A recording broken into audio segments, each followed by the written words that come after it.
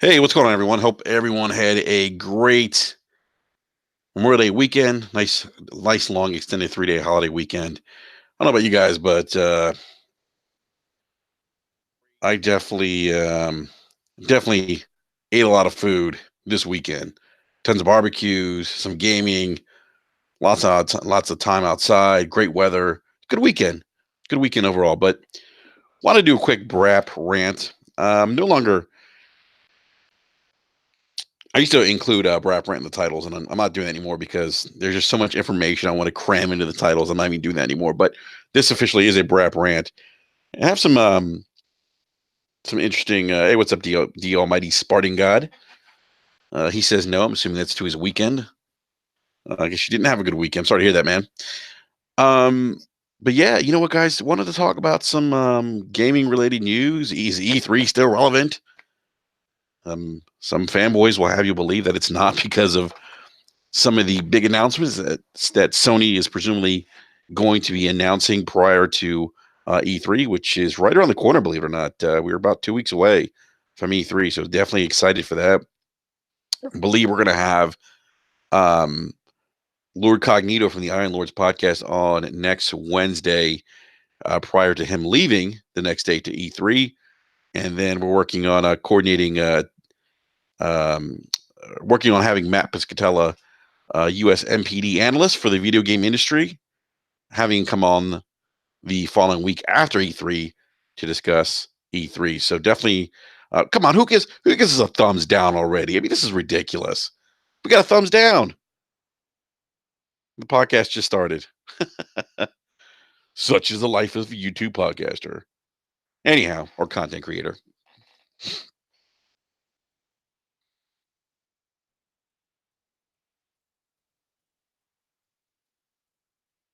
Some guy in the live chat says E3 is niche. No, it's the Almighty Podcast says it wasn't me who gave you the thumbs down. No, who knows who it was? Doesn't matter. Um, Yeah, so there's a lot of talk on around E3 right now. The console wars are kind of bubbling up again. Fanboys are saying that E3 isn't relevant and Sony's already won, and yada yada yada. To that point, I say doesn't matter who wins because at the end of the day, the gaming industry wins and gamers win at E3. Whatever gets console you support, you rock with, whatever brand you rep, you're going to win anyway because you're going to be getting content and gaming announcements that you want. That's all that matters, and the industry wins. So also going to talk about the Last of Us 2 release date, fall of this year. We have actually talked about this on BRAP before. Many of us on BRAP have thought that the game was going to release end of the year prior to the PlayStation 5 release. We do have some PlayStation 5 news to discuss as well.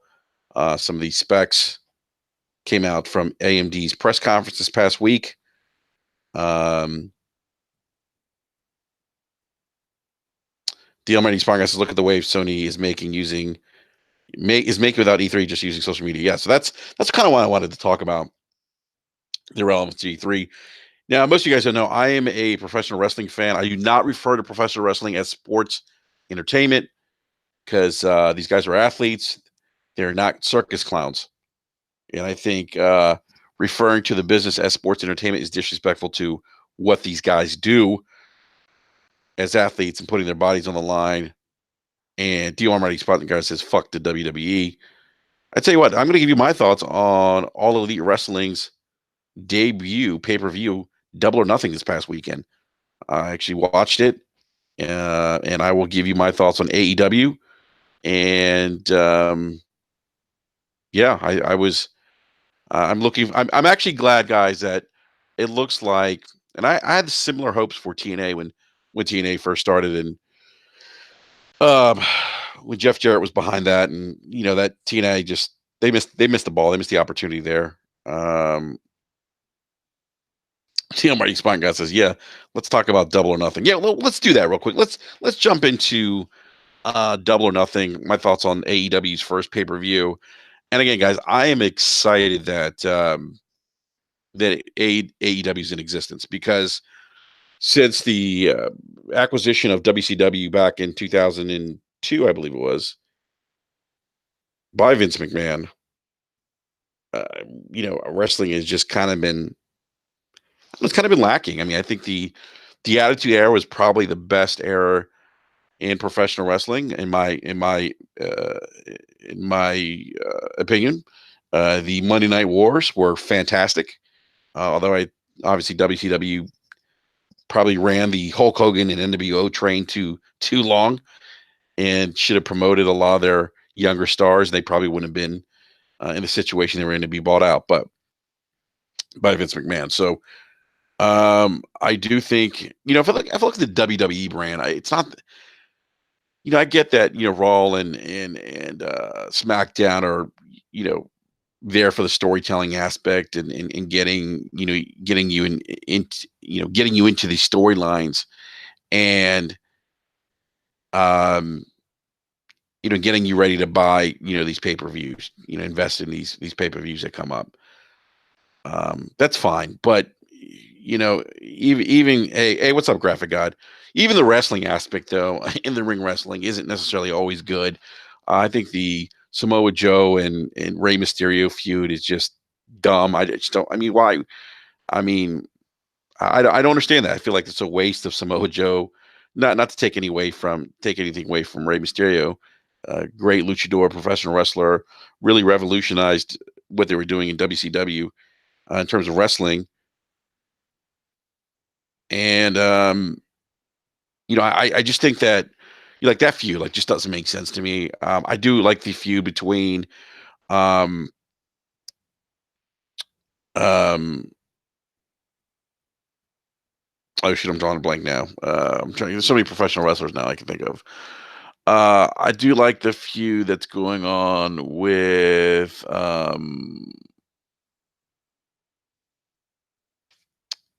shoot, I can't remember their names now. Anyhow, it'll come back to me. I'm just so tired from this past Memorial Day weekend, guys.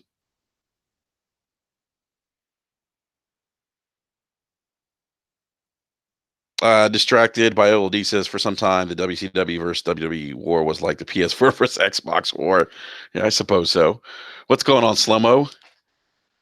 Slow-Mo backslaps in the house. Clarence Finn says just personal opinion, but I like E3, not just Sony Microsoft, but the whole thing as a place to see all the stuff out in one place. Yeah, I think probably would I think most gamers would probably agree with that. I think you have the few that like the console war and war it out that look at it as who won, which company won. But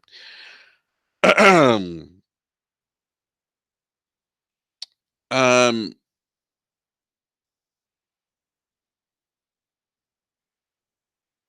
so it's just nice to see that there's,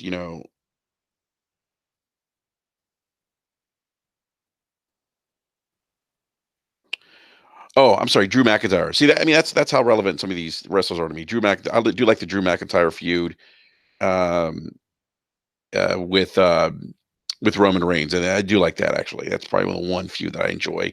Don't care about AJ Styles as much. Anyhow, so real quick, we're going to talk about AEW Double or Nothing. If you're a wrestling fan, hopefully you had Dear Money Swan says send Drew to AEW. They should send to AEW is Jinder Mahal, who's like been MIA since he's dropped the title. Um,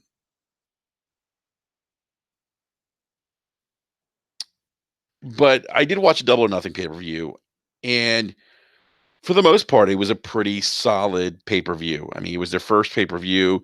There were some hiccups there.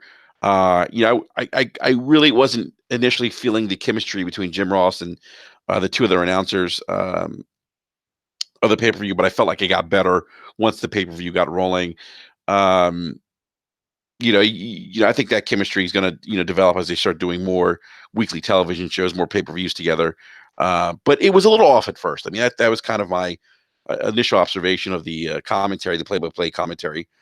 Um, but other than that, I mean, it was a solid show. I mean, that the Cody Rhodes and Dustin Rhodes match was just epic. I mean, it's just that match was actually proposed, I think, by Cody Rhodes to WWE for WrestleMania and was actually scrapped. You're right, De'Armor got it was their second pay per view, but I believe it was the first pay per view under the AEW name, right? Um,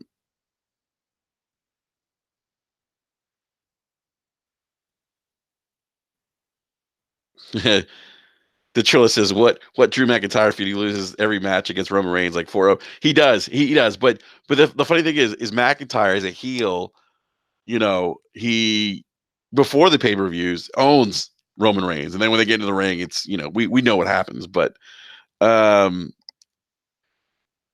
so there was definitely some wrestlers there that I didn't recognize. They started the pay per view off with a battle royal match to create a number one contender who was going to face the winner of the Chris Jericho Kenny Omega match, which was I thought a really good match too. I thought it was nice that I think obviously considering the lack of existing storylines going into this pay per view, they played on or the lack of original storylines, I should say. They played off some existing storylines I thought worked well for this pay per view. The Omega and Jericho one is given their feud in New Japan. So, um, but started off with a battle royal. Thought that was pretty good. Good to see guys like Tommy Dreamer there. Haven't seen him in a while. There's some other wrestlers I didn't notice. Thought the action was pretty good. And then I thought it was good to see Hangman Adam Page come out. Even though he's injured, come out kind of last minute. And the Almighty Spine Guy says, "Did you hear Stephanie McMahon called AEW competition in a meeting? WWE has never called another company competition." I mean, they are the competition right now. I mean, I think this is this is the second time that the company has gone up against another company that has the backing of a billionaire. Tony Khan's father, if you don't know, is a billionaire, owns the Jacksonville Jaguars, and so they seem invested in this, and they got the backing of a billionaire. And this is the first time um, since Ted Turner owned WCW. The question is, we'll see what happens. I mean, we'll see. You can never bet against Vince McMahon because the guy's been doing this for like 50 years plus. His dad, has been doing this. This has been his family business since since Vince was crawling. He bought the business from his dad and grew the business to where it is today. Where it's a profitable publicly traded company. So you can never count him out. I mean, the guy knows what he's doing. He's been doing this for a long time. Um, but to me, the product's gotten stale because there just isn't competition. NXT to me is a better product. But that's another conversation. Um, so there were a couple of matches that I'm just going to highlight the matches that I thought were the better matches of the evening. Um, some of the women division matches that were okay. They weren't bad. Um, I think the Lucha Brothers um, versus the Young Bucks was just wow. I mean, I think the tag team division in WWE is just basically non-existent. I mean, you have the Usos, you have the Bar, but I mean, like it just, the Revival. I mean, it's okay, but to me it's underused. Um, the matches aren't that good, I don't think. In WWE for the tag team division, they aren't compelling enough. I don't know, it just isn't there. It just doesn't really work for me. But the Lucha Bros, the Lucha Brothers and Young Bucks, wow. I mean, there's moves done that I've never seen done inside the ring. And I was just blown away by that match. It was intense, fast paced, nonstop action. The Young Bucks, clearly probably the best tag team in professional wrestling right now. I liked how they referred to professional wrestling as professional wrestling. You never heard a reference to sports entertainment. Um, it was referred to as professional wrestling, and I love that. I think that as I said earlier, these guys aren't circus clowns. They are professional athletes. And so that match was probably one of the best matches of the evening, and probably one of the best tag team matches that I've seen in a long time, couple years. I haven't seen that good of a tag team match probably since the Hardys and their TLC matches against the Dudley boys. Um,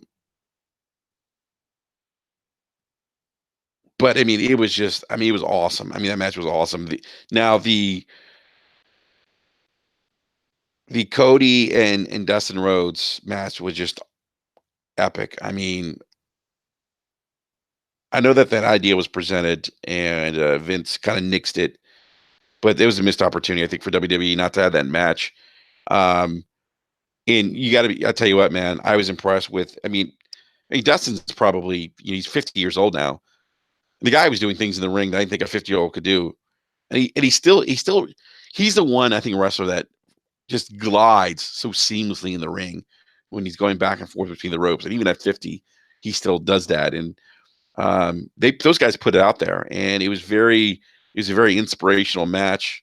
Um, it was very, I mean, those guys were literally just choked up and emotional in that match. They put on one hell of a show. Um, I mean, geez, Dustin was busted open, just bleeding profusely, man. There's blood all over the ring. Pearl, it was just uh, Earl Hebner had blood all over him. And good old Earl Hebner still has a little bit in the tank as a referee. Um, Distracted by old, he says, I think McMahon can make more money with the XFL if it takes off well. Yeah, he could. Potentially could, just given how popular football is in the United States. But yeah, that Cody and Dustin Rhodes match was just incredible. One of the better matches of the pay-per-view. Both of those guys put on a great performance, and I think it's going to be one of those memorable matches that will. The Almighty Spartan God said, "Seeing blood was lovely." Yeah, I mean, look, I mean that's something that Vince doesn't do anymore. He doesn't. He wants to appeal to an audience of all shapes, sizes, and ages. And AEW is offering an alternative. I think they're probably targeting more that 18 and 35 demographic, and so that's why you're going to see, I think, guys, blading themselves, in matches. But I think that added to that that added to the suspense and drama of that match when Dustin bladed himself and was cut wide open. I mean, that was just, and there was a scene where I think maybe Dustin reverses the finger four leg lock, and you could see it, and the TV camera pans to his face, and he's just covered in blood. He's like screaming, and reminds me of Steve Austin in The Sharpshooter with his face busted open. It had that same impact, and so I think that's going to resonate with a lot of professional wrestling fans. It's going to be one of the things that that people remember about Double or Nothing, and it's going to go down as one of those great matches in professional wrestling history. I agree with that. I would debate that to anyone who thinks otherwise. Those guys put on a really really good match. It was competitive. It was spot on. I mean, those guys didn't make much mistakes in the ring. There was, I think, maybe no, that was the Jericho Omega match with a botched DDT, um, but it was a good match. I mean, it was just good. And I will say the Jericho, although I disagree with JR. JR said that Jericho looked like the best shape of his life. He looked a little flabbier than the last time I saw him in New Japan. But the Jericho Omega match was great. I mean, it was back and forth. To see Jericho at almost age 50 doing springboards off the ropes was just like, wow. I'm like, wow, you can still do it. You still have it. You still got it. Like, he can still do that stuff. And I thought that was a really, really, really good match. The excuse me, I'm a little hoarse today. Most of the spots and um most of the wrestling was executed well in that match. Although there was that one botch spot with the TDT, I think, for Jericho on Kenny Omega, but it was solid. I mean, I tell you, that bump that Omega took, or was it Jericho? I think it was Jericho was holding the table, and Omega came flying out and I think he kicked or dove into the table, knocked the table back into Jericho's face on the ramp. I thought that was pretty impressive. Um, Dion already sprang out the one thing that Vince doesn't do is that he doesn't promote his stars the way they used to. It's brand over stars. Um, but the ending was I was actually surprised. I actually thought that I thought that Kenny was going to win. That because Kenny was a big signing for AEW. I thought, he did turn down more money, I believe, from WWE, but I thought Omega was was a good. I thought Omega was going to win. I thought they were going to put him over the win over Jericho. I was kind of surprised by that. Um, but it kind of makes sense now because at the end of the show, we see what.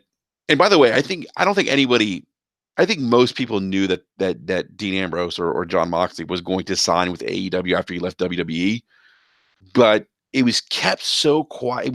It was so under wraps. Like you didn't hear any rumors or anything, and I was kind of even like thinking to myself, is he going to sign or has he signed? Is he still, teetering back and forth with, maybe New Japan or going to the independent circuit or maybe signing with Ring of Honor or TNA?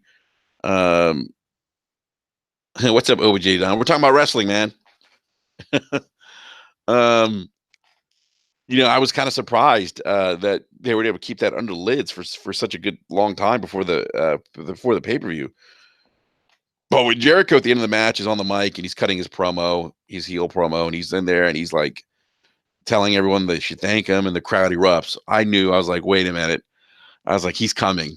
And sure enough, there's Dean Ambrose or John Moxley, as he's known now, comes to the ring, and that place just exploded. That was the icing on the cake. That let me know at least in my mind as a professional wrestling fan that AEW means business. They're here. They're here. They mean business. Moxley's a huge signing for them, and he came in and he set up, I think, what could potentially be a good feud between him, Jericho, and Dean and I said Dean Ambrose and Kenny Omega. I mean, that's going to be huge. Um, so I'm really interested to see how that pans out. But I got to say, for those wrestling fans, this was a great pay per view. One of the better pay per views I've seen in quite some time, and that's pretty impressive for AEW being their first official pay per view. Now they have signed a TV contract with TNT. Oddly enough, TNT was where Monday Nitro was when they were competing in the Monday Night Wars with WCW versus WWE. And the question is, can they sustain that momentum?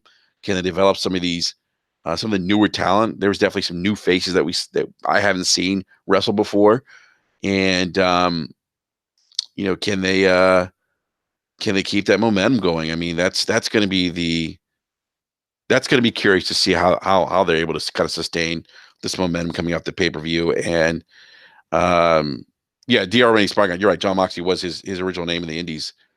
Oh yeah, you're right. Steve Marty Spangod, Cody destroying the throne was definitely shot at Triple H, right? Which I thought was awesome. So, but I tell you what, Cody as a wrestler has come a long way.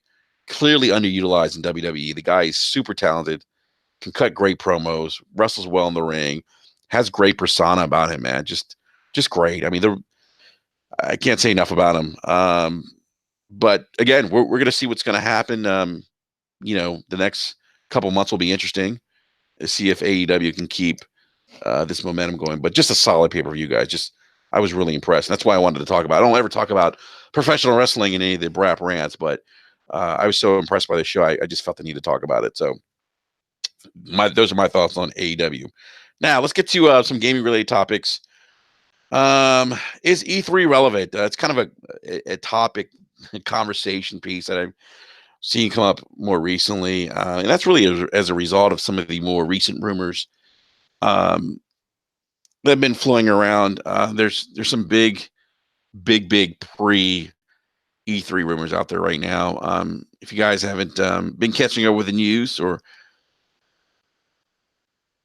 uh, Sony's going to release new trailers for for Kojima's Death Stranding game, and still I don't know what Death Stranding's about. I think the only person who has any kind of idea of what Death Stranding is about is Sam Tolbert over at the Inner Game over at Tick, and he's the only person that I've ever heard actually explain it in a way that makes sense.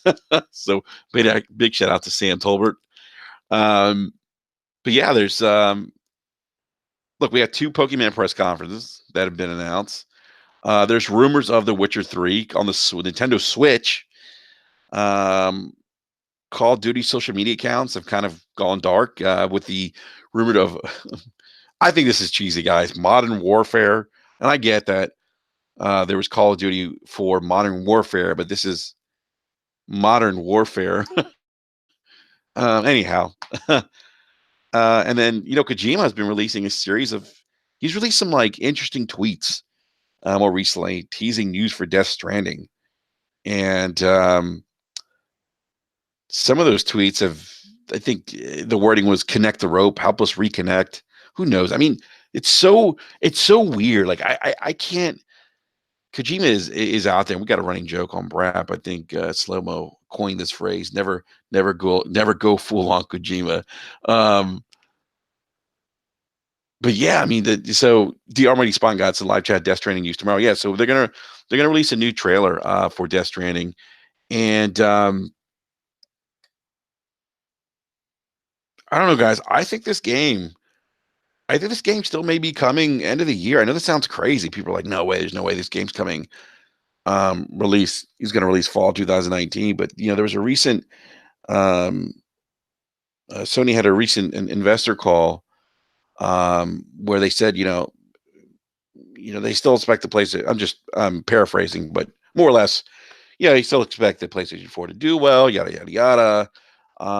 There's still some highly anticipated AAA game releases that are supposed to be coming into the year. And I mean, what are the big AAA games that they have slated that we don't already know about? I mean, The Last of Us 2, Ghost of Tsushima, and Death Stranding. I mean, and so, God, can you imagine all the three of those games dropping fall 2019? I mean, that's impressive.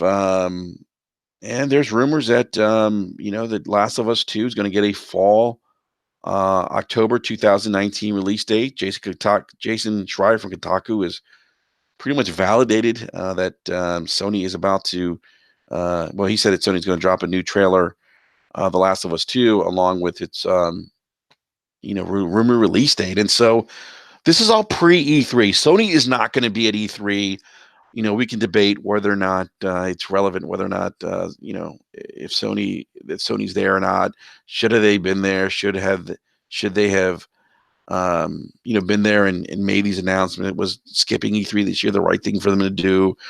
And it's interesting. Like I see people saying things like, if The Last of Us gets a release date prior to E3, Sony's already won E3. Now, I don't get the whole who won E3 thing. I look at E3 as a win-win for the gaming industry and for gamers in general, and that's how I look at it. I'm not one of those hardcore uh, um, fanboys that reps brands till they die. It's just not me. Never been like that. I'm just a fan of gaming. Um,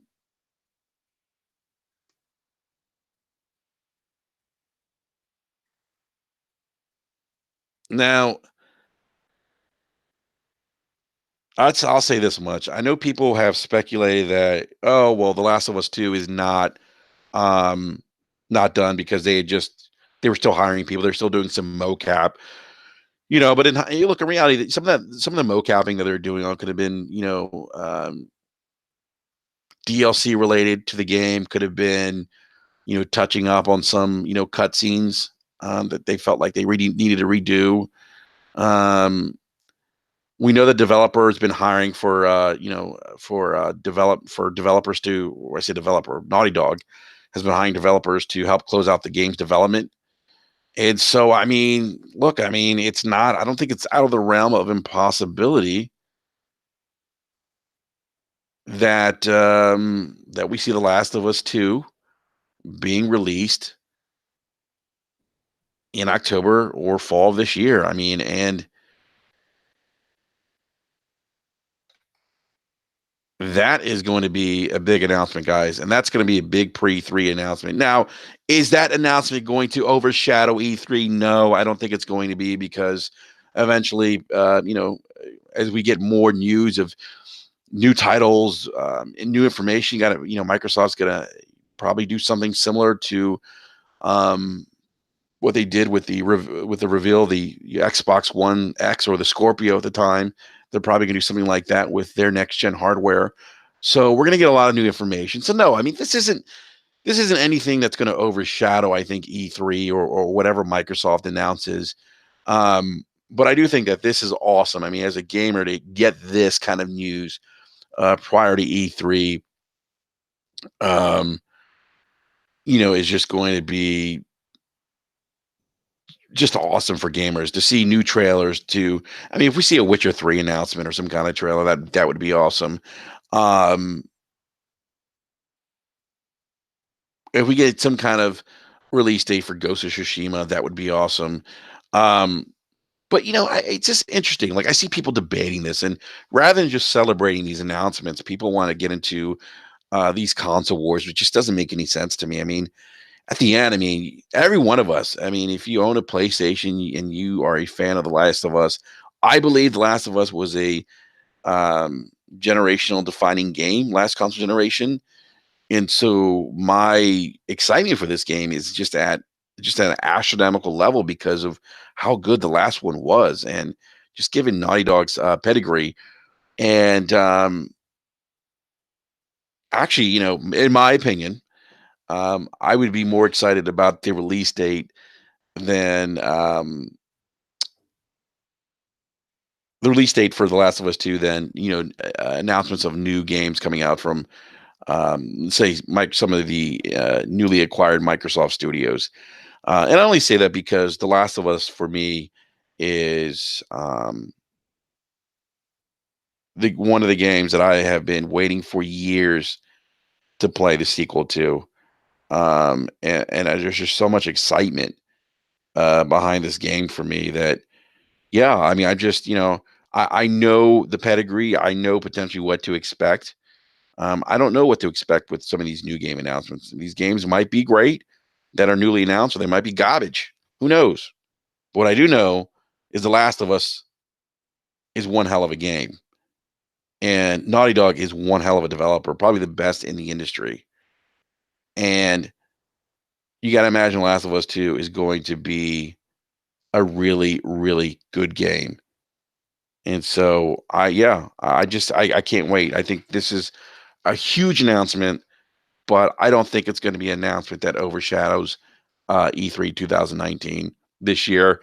Because when we get to E3, I think most of the focus is going to be on the new game announcements and new hardware. So now there's kind of been this debate on whether or not E3 is relevant, and this is something that's come up recently. Um, it's interesting because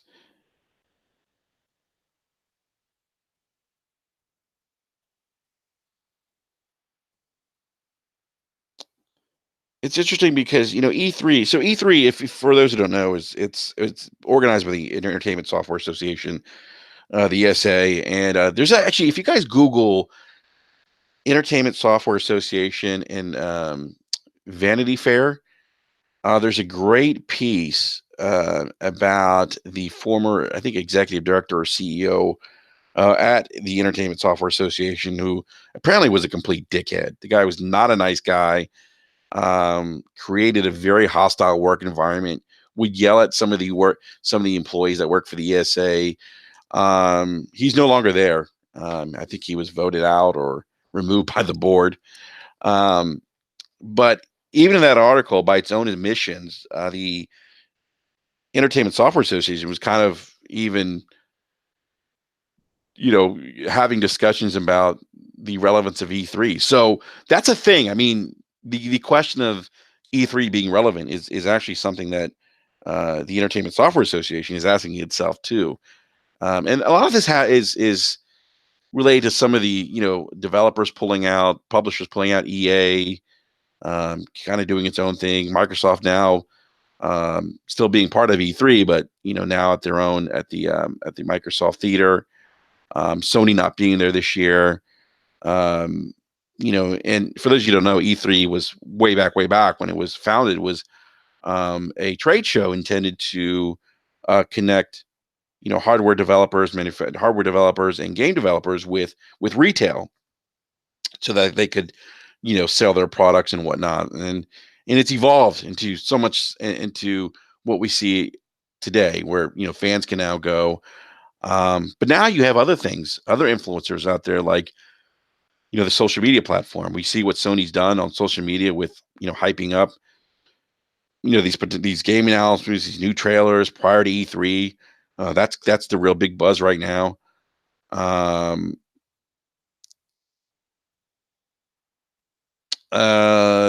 Gameplays, it says it T Gameplays in the live chat says it's not E3 without Sony. It is E2.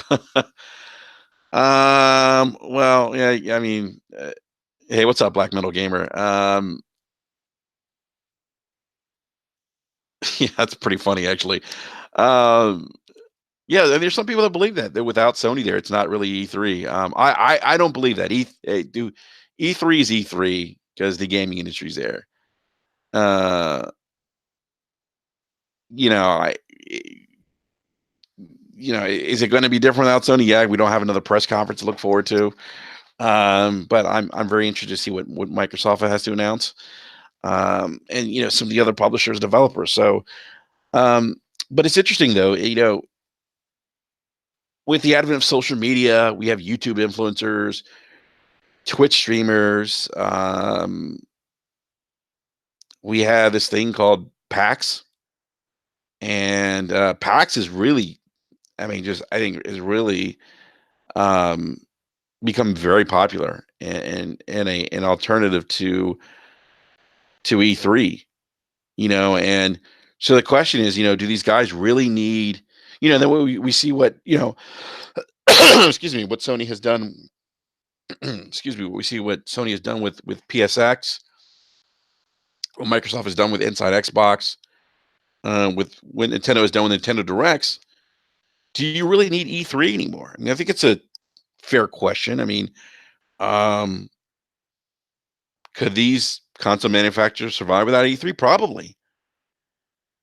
And I think that, from an investment standpoint, I think Sony has come out and said, hey, it's not cheap to, from a logistics perspective, to, you know, go to E3, and does it make more sense to utilize social media, which gives you even more access to the gaming community, and where you can control the message, your messaging, and you can give people access to your content that are there. You can invite YouTube content creators. You give access to the general public, which is very hard to do at E3. And I've heard people, um, journalists say that last year's E3, when they let fans in, was kind of a nightmare. It's crazy.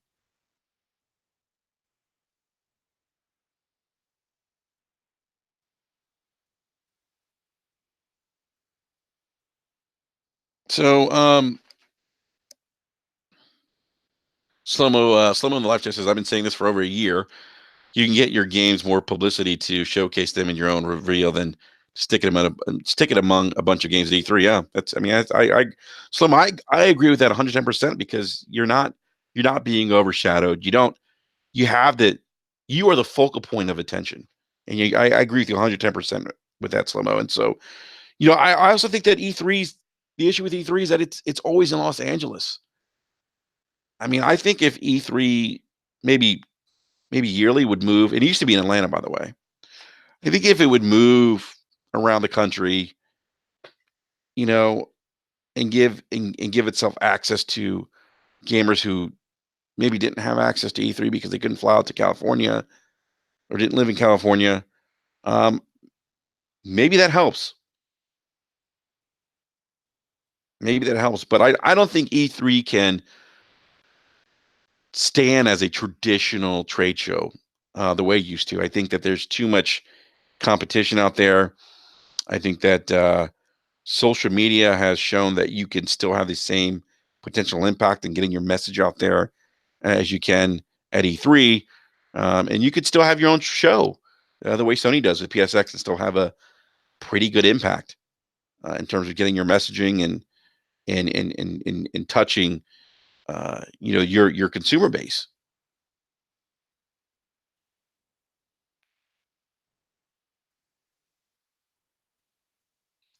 Black Metal Gamer says, I feel E3 is better suited for third party publishers and PC.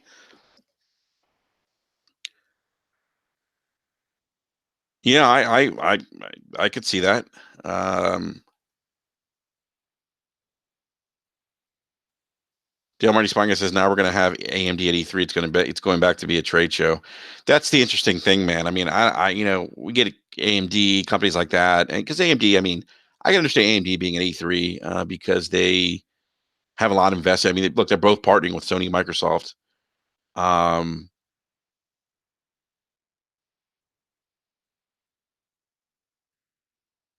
OBJ Don says, I think as a gamer, it really doesn't matter how or where game information is delivered, just as long as it is. I mean, that's a good point too. I mean, yeah, I think at the end of the day, we're just happy to get information. Ryan Landis says 4 words to save E3 from death. Bring back the booth babes. That was a thing back then. That definitely was a thing. T Gameplay says, will PS5 be shown at AMD's E3? No, it will not.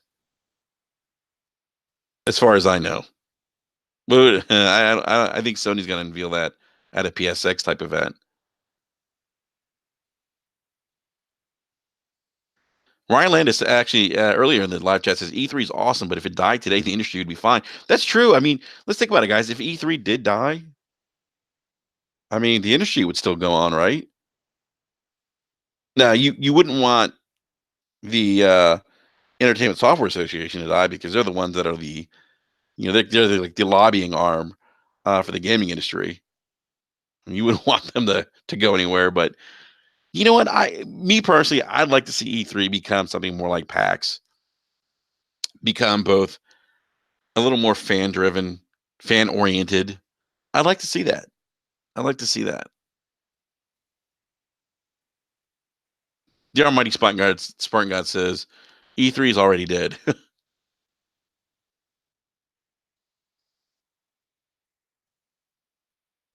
Oh my goodness, E3's dead. Wow.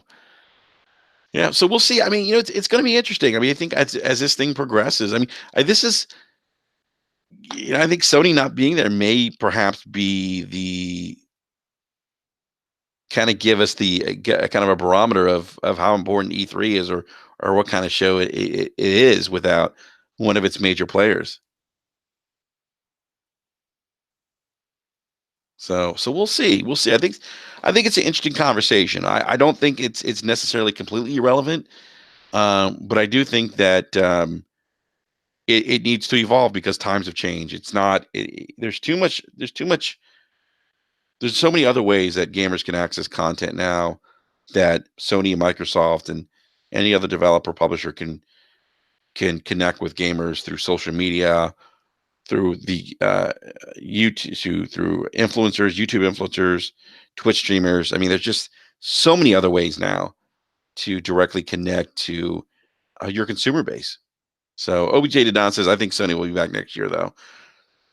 Yeah, I mean they'll be back. There's no way that they announce the PlayStation 5 and then don't have the PS5 at the biggest trade show in the gaming industry. That's the other thing. I mean, it still is the biggest trade show in the gaming industry. It is. So, all right, guys, I do want to talk about The Last of Us 2 a little bit. What do you guys think in the live chat? Do you guys think that this game releases fall 2019? I mean, this is the rumor that's going out there right now that this game is going to release fall 2019.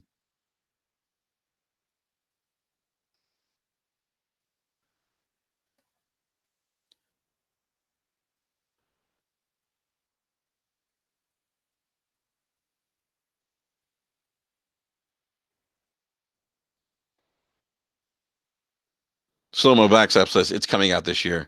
Slow Mo, I think you've been saying that for a long time, man. T Game says Mother's Day 2020. Black Metal Gaming Center Spring 2020.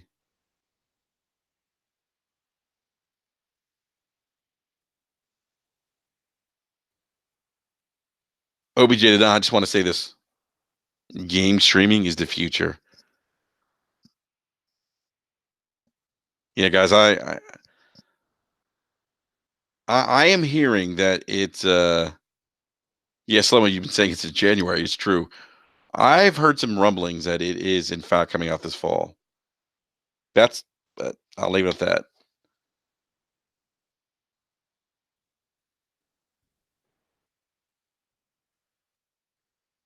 OBJ Don says I've always stood firm on a 2019 release date.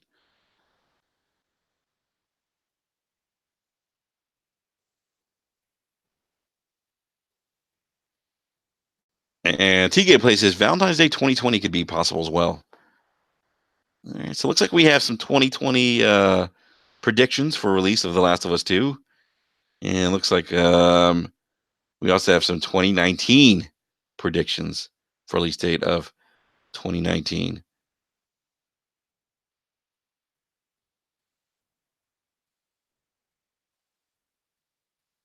Well, I don't know if you guys saw the recent AMD Computex event. We got a little bit of insight into PlayStation's architecture. I can't even talk today. Architecture. It's gonna be powered by AMD's new RDNA architecture. It's GPU and uh, is within the Navi line of the AMD family. So basically, it's gonna be powered by AMD's Navi GPU and the Ryzen Zen 2 CPU. And they give us a little more details into PS5's GPU. More specifically, what's new with the RDNA architecture as relates to the GPU. It has 1.5 times the performance per watt, 1.25 performance per clock improvement over previous architecture. Has a new compute unit design, improves efficiency and increased IPC. Has a multi-level cache hierarchy, reduced latency, higher bandwidth, lower power. Streamlined graphics pipeline optimized for performance per clock and high clock speed. So, uh, I guess in layman terms, this thing's going to be super efficient and save energy, which is, I guess, a good thing. Look, I'm not uh, I don't know much about architecture. It's not my forte. Slimo backs up says AMD has been busy. AMD has been busy, but in that same conference, AMD talked about its relationship with Microsoft and how they're really working on some exciting things with Microsoft as it relates to cloud and gaming. So they're really excited about that.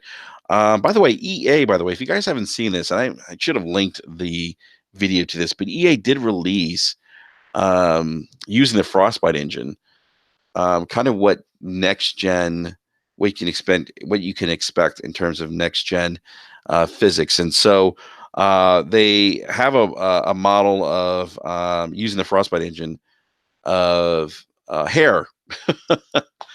And it's on like what looks like a dummy, pretty much like a crash test dummy, but the hair is all, you know, uh, uh, the hair is all like what you would see and fully rendered, and it's interesting. Like the hair looks real. Its physics, the way it moves, the lighting in it, the way it was kind of bouncing as the character model was running. Um, if you guys Google it, you could Google it and find it on Google. If you do EA Frostbite next gen hair or something, you could probably find it like that. But yeah, it was really interesting to see that. It looked very real. And by all accounts, this is what EA is saying that they can expect, or what the kind of physics that gamers can expect with games next console generation. Which I know that's a small piece of a sample size, but it looks like it's like we're getting close to the graphics being even more lifelike and realistic than we have at any point. And I think that would be expected. Um, with this new console generation coming.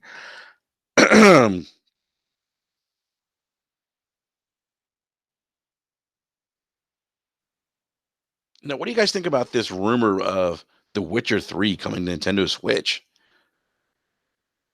Now, obviously, I think the one thing that people are saying is, how the hell is Witcher 3 going to run on the Nintendo Switch? Well, I don't know. That's a good question.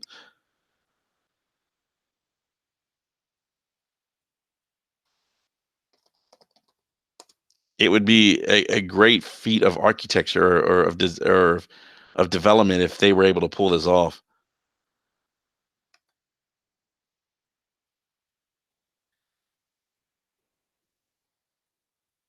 But I guess I'm wondering, like, so they did. I mean, the Switch did pull off Skyrim and Doom, but I think Doom is not Doom like it is on Xbox or PlayStation. Skyrim is a previous gen game or last gen game. Yeah, Breath of the Wild, but Breath of the Wild is not as demanding graphically as like The Witcher. Um, I don't know. I mean,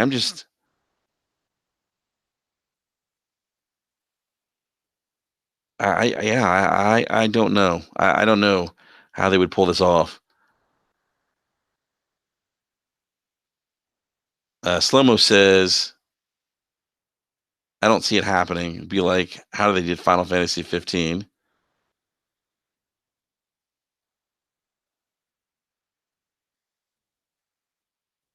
Yeah, I don't know, Slomo. I don't know how they do that, man. Unless because there's been that rumored upgraded Nintendo Switch that's supposed to be more powerful. Unless that's announced, and then The Witcher 3 is announced with that. That's the only way. I mean, I don't know. I mean, maybe they can pull it off by I don't know, having it run at 720p, 30 frames. Well, I mean, the console versions are 30. If you get the Xbox One X, I think you can play it 4K 30 or 1080p 60. I was playing that bad boy 1080p 60 though. That's the way to play it. Distracted by OLD says until this Switch upgrades its architecture, I don't care for it. I don't know, man. Distracted. There's some really good games on the Switch, man. Some really good games. Yeah, I don't know. This is gonna be interesting. Interesting. One more thing before I wrap up, guys. Looks like there's gonna be no Cyberpunk 2077 at E3. There will be no playable demo, and yeah, that's pretty much the word from CD Projekt Red, and that no playable demo leads you to believe that the game is, pretty early on development still. So we'll see. I still think that game's a next gen game. I don't see that coming out this console generation. But will be one hell of a next gen game. Slimmer says it won't be there at all. I think there might be some behind. Um, I look at it behind doors, but it won't be available for gameplay on the floor. Is my understanding.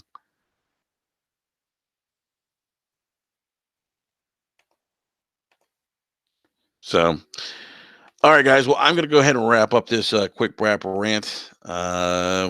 Just wanted to talk about a few things out there in the gaming world because I thought that a lot of these rumors that we're hearing pre-E3 were really interesting. I mean, I think this is no, an exciting time, man. It's like Christmas for gamers if you celebrate Christmas, but definitely an exciting time. I mean, this is going to be awesome.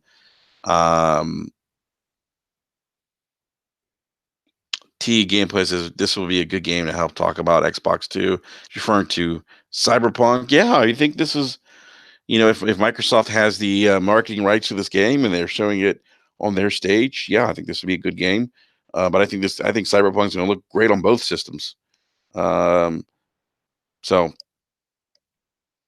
but yeah, guys. So on that note, I'm going to wrap up this Brap Rant. Just want to thank everyone for coming by and hanging out this afternoon and talking some video games and professional wrestling.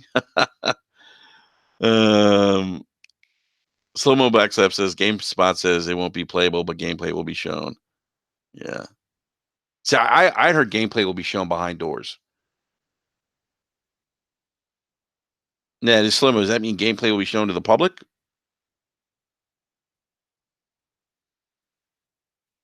I mean, we've already seen gameplay, like 45 minutes of it. But my understanding was new gameplay behind closed doors. I could be wrong though, but that's what I heard. So yeah, everyone, thank you so much for coming by, hanging out with us this afternoon on this Brap rant, and appreciate you guys coming through. Appreciate the likes, dislikes. If you haven't subscribed, hit that sub button, hit the bell notification too, so you get notified when we go live.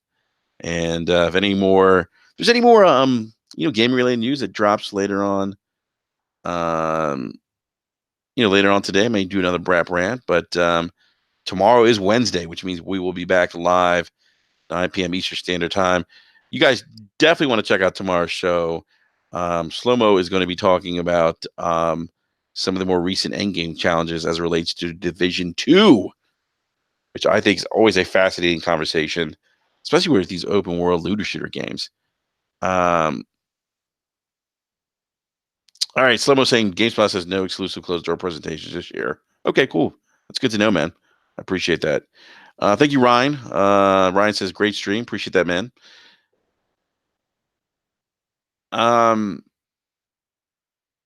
So yeah, you definitely want to miss that tomorrow. Slow-Mo's going to be talking about that, and we'll talk about some of the other more recent rumors and announcements.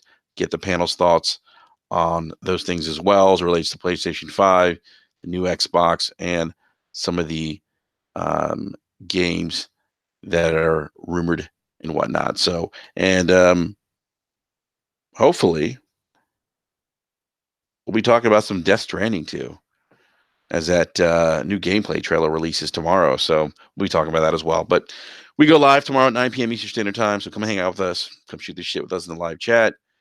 And thanks everyone again for watching, coming out and hanging out with us. See you tomorrow, 9 p.m. Eastern Standard Time. And we're out. Peace.